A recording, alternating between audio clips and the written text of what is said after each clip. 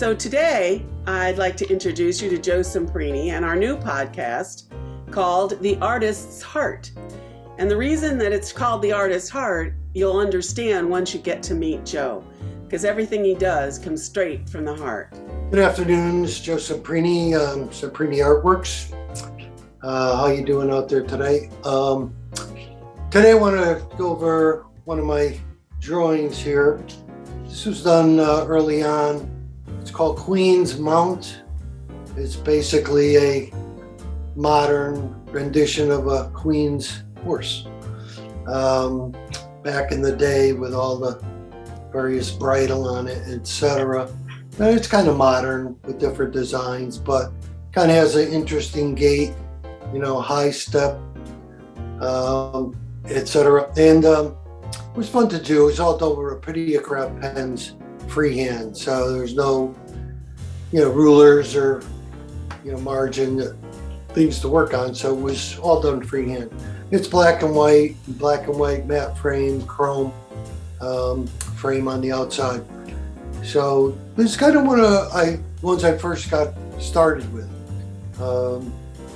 When I was doodling around, I thought, well, let me start doodling a little more professionally, and tried to pick certain things I liked. I like horses, so that's about as real as I get. I did about a 12-foot, what I called flying horse with a helicopter wing instead of wings. It had a helicopter, so it was kind of and it was pretty good. It was pretty tall, and so I kind of did dolphin, different animals, but they're kind of modern or contemporary.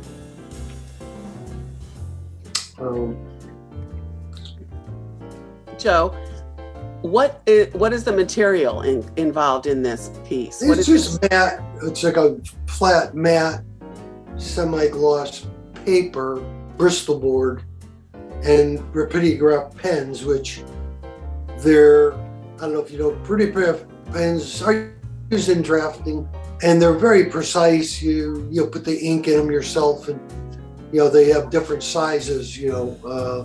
So you go from very, very thin to medium to fat, and you get different size lines basically, but they're very precise.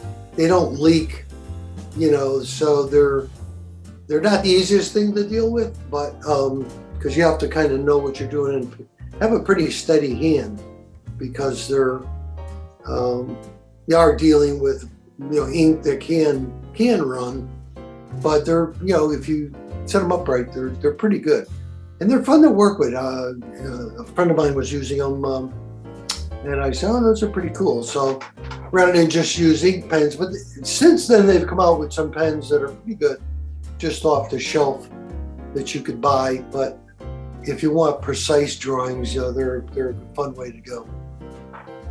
What is the difference between etchings and pen and ink drawings? Etchings is kind of you have like a pen and a quilt type thing that you dip your pen and you etch, and then etching basically, or your etching could be on a plate that you etch out a certain design, and then it's a plate which is used to print the drawing.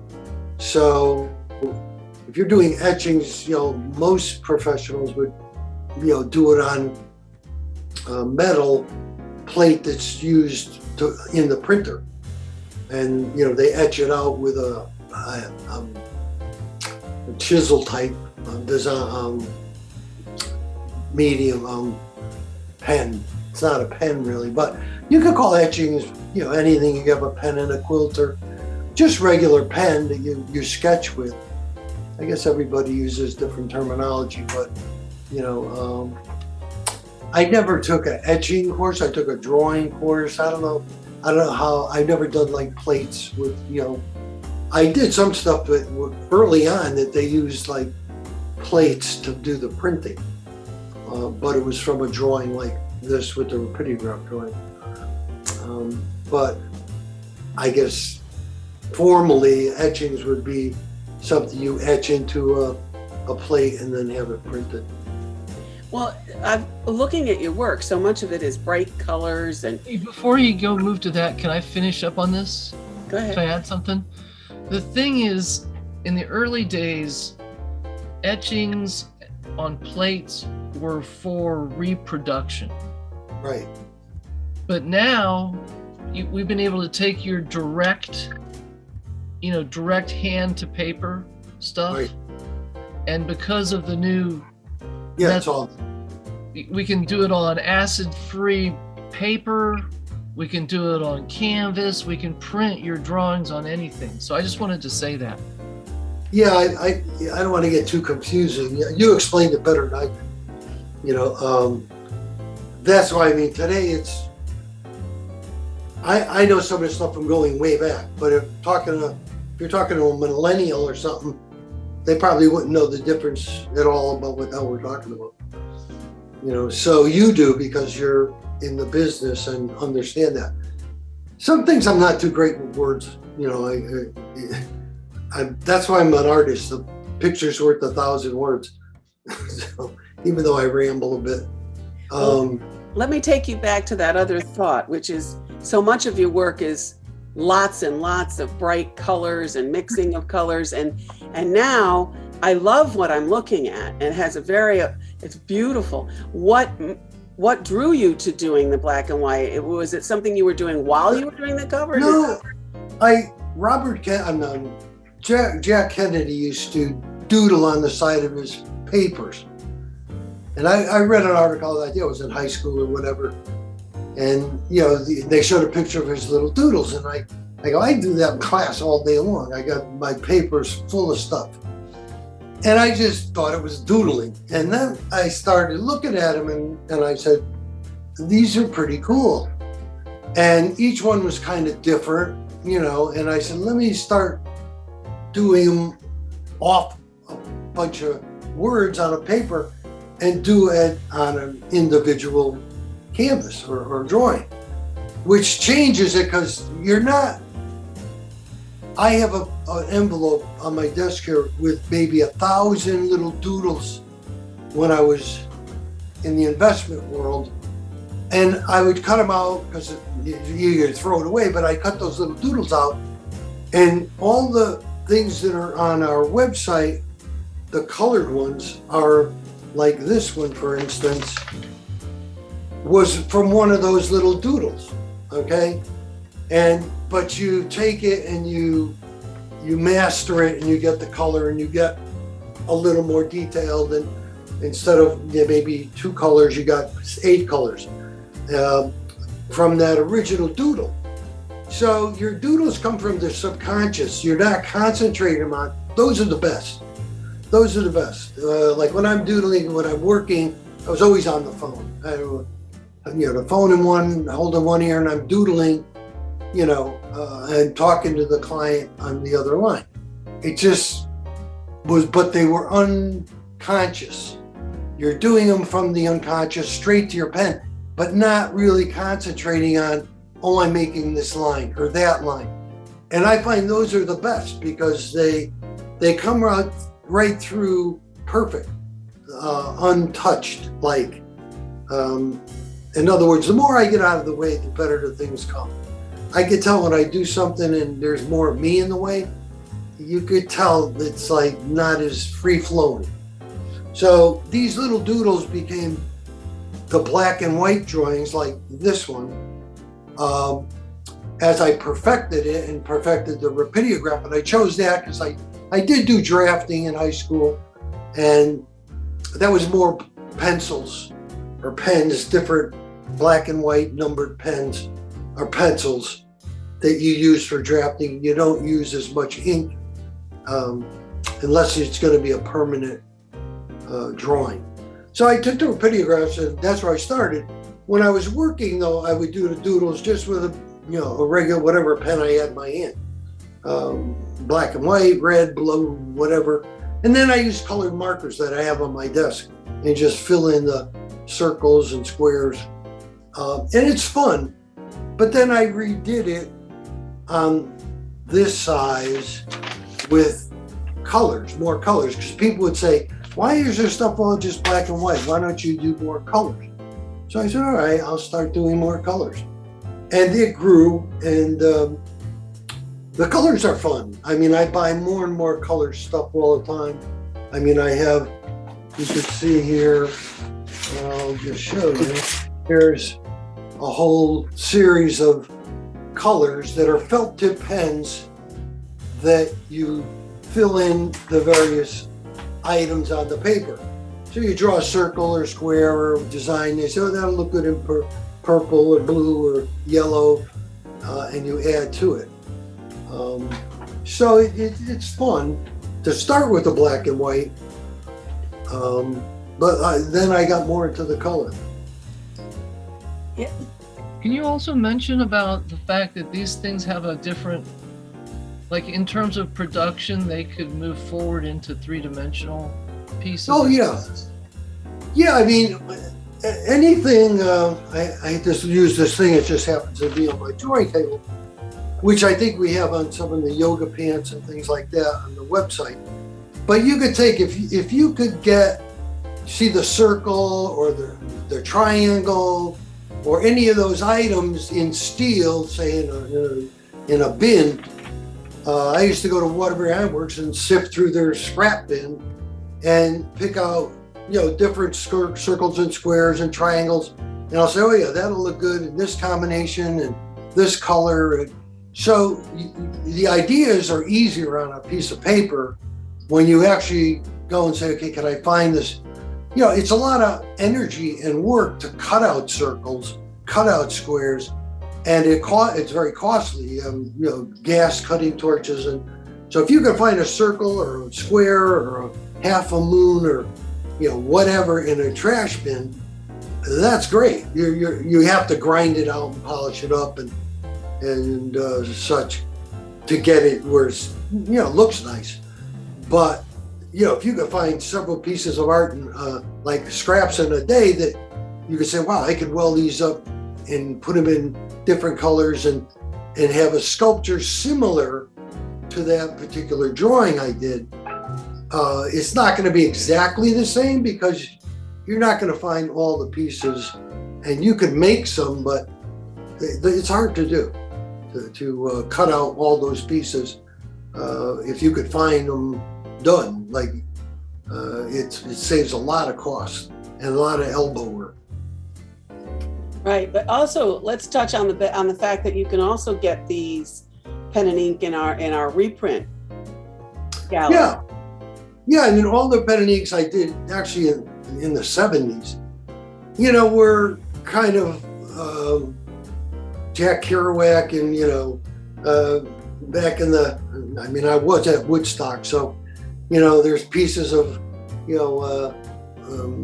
I think there's an old car that's all different parts and they're all mixed together in a free-form style, but it was like on the road Jack Kerouac type of deal of the day where you were, I'm thinking of one particular drawing, but it was that type of thing where you got a van and you hit the road and went and see the world, but you'd be drawing. So but some were just on the website, they're etchings. I think they're on Etsy now.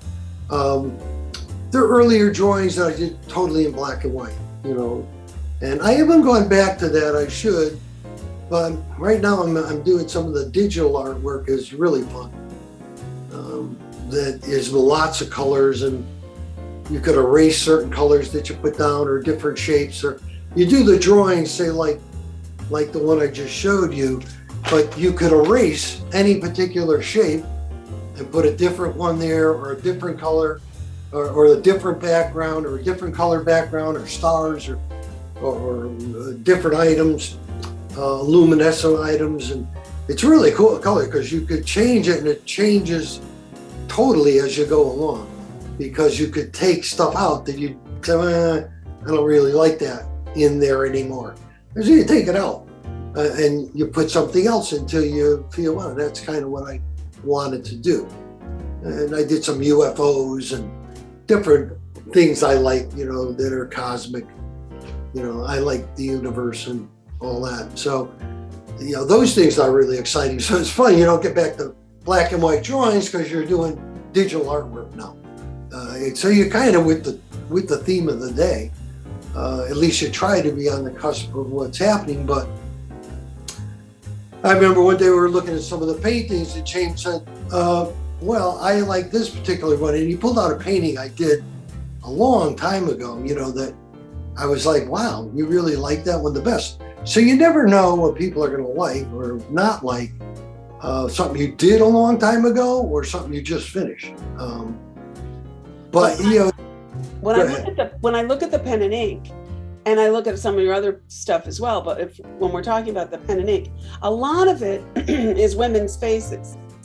What was that about? It's fun to do. I mean, I love women, and they're very beautiful.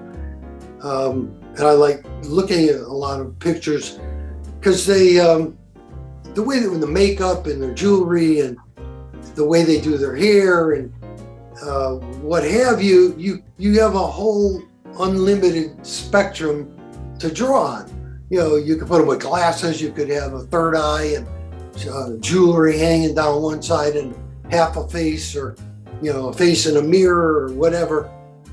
They're just fun to draw. And you draw lipstick and, which you might not do with a man, but I have drawn professors and men and, but women, you have a lot of color. They use rouge and they got eye makeup and long eyelashes and, here on their, the on the side of their face or over their head or in a bun. So, and today they're all multicolored here. So they're fun to do, and you could do 2-3 faces in a face, which is more three-dimensional, and have a relationship.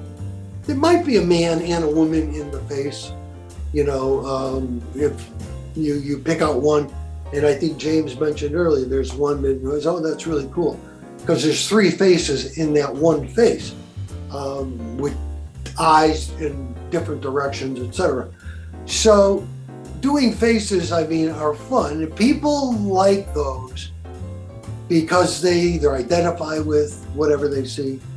But you could do thousands of faces and they're all different. Some come from memory, some come from just other doodles I did or people I've seen,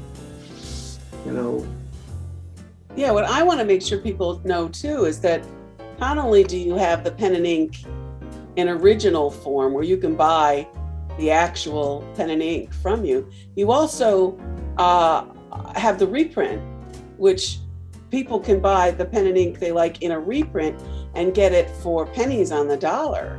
Why? Yeah, it takes hours to do some of these things. And, the ability to have a reprint that's a good quality and a nice frame, reasonable, is great, because to do a new one takes a long time. And like people say, geez, that's expensive. Why do you charge so much? It might take a month to you to finish a drawing that you start, because you don't work on it 100% of the day. I'll do a little bit and I'll go back to it and do a little more. Some days I'll have the opportunity to do a whole day, but not recently. And I'm glad I have an inventory of drawings, different colors, different types, styles, because it's the modern world. Now you see this stuff everywhere, on walls, on buildings, and I watch Netflix a lot. I don't travel to as many countries as I'd like to, but no matter where it's being filmed, there's modern sculptures and drawings in the backgrounds or paintings similar to mine. So it's fun to see other people's drawings, artwork, sketches in the backgrounds or in the foregrounds on different shows. And I used to rent out my pieces. There was Holtzman's Furniture used to rent out my paintings for like Dynasty and Dallas TV series back in the day. And, they'd give me, almost what the painting was worth for a day or 2 days, which is really cool because, you get exposure, but, you still own the piece. Yeah, when they talk to authors, they always talk about writer's block. But when I look at your website, it is so prolific. There's so much availability. Did you ever have painter's block? Yeah, I mean, you like just even on these digital artworks I'm experimenting with now, I'll do a third of it, and then I don't know, I'm not getting the next section what I want to do, and so I'll put it down, and then when I go back to it next time, boom, boom, boom, it kind of gets together much quicker. So you get tired. You it's like anything else. You work on it too much, you're going to make a mess of it. So you got to learn to stop, take a break, go back, think about it, change a color, and all of a sudden an idea pops in your head, and you go, "Oh yeah, I'll try that," and it'll fit in that particular section that you're doing. So yeah, you run into. I would say you get tired. The ideas are there, but sometimes you have other stuff on your mind. So you want to just take a break. And I don't, do the stuff as much as I should. I'm getting older, and TikTok. You want to do as much work as you can while you can. Right. James, did you have something you wanted to add?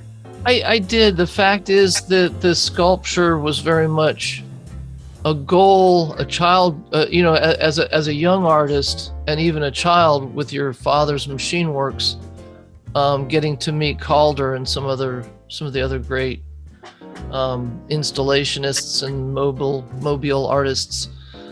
Sculpture, three-dimensional, was always a goal of yours, and so a lot of your drawings started as ideas that were meant to be done in 3 dimensions, but all your other work is available as reprints, in different motifs, as accessories, even in some cases. But the sculpture you still retain is only available as original art. Do you want to talk about some of the, because it's a period of your career that you seem to have ended and moved on from? I had a 3,000-foot studio in Connecticut with giant windows and welding equipment, and I built it with my dad, which took every summer for like a number of years. And my father got sick, and he had a lot of medical bills, etc. But my mom wound up selling the property, and my studio went along with it, which I wasn't quite. I offered to buy it, but we couldn't come to an agreement. And I'm living in California, and who's going to watch the property? And what she was asking, I don't know if she'd actually get back. The people that bought it want the studio. They didn't really want the house because it was a fabulous little building. So since I don't have that, I have welder and storage and certain things I need, but you need a concrete type building that's not going to catch fire, or it has to be hazard proof and all that. In California, I mean, you could get a building, but they're supersonic expensive, especially now, forget it. So I don't have access to do it. If I had to do it, I'd have to have somebody, manufacture it, or, I mean, there's people, I've researched that do that, and it's very costly. So unfortunately, and two, I had cancer, and there's a certain amount of energy I have, and it takes a lot of energy to do those sculptures, cutting and welding and grinding, and I was pretty young when I was doing it, so I had, I had quite a bit of energy. But you still have some sculpture for sale, original art for sale. I have a storage unit in Connecticut full of sculptures and some paintings. So, and their outdoor pieces are really beautiful. One is a Calder look-alike, or memento to him, which looks just like one of his works. And actually, it's leftover pieces from Calder's work that I got out of the trash bin when they were making one of his giant sculptures. And that's my favorite one. It's really pretty. So yeah, I do have those available. To do that over again, I'd have to hire somebody to reproduce it. So you'd have to have it pretty much a lot of money, or somebody already purchased it before you do a one similar. Well, that kind of takes us through the podcast for today, but I want to make sure that there's something you want to have the audience know, or if there's a closing comment or something that's important to you on this very day from your artist's heart.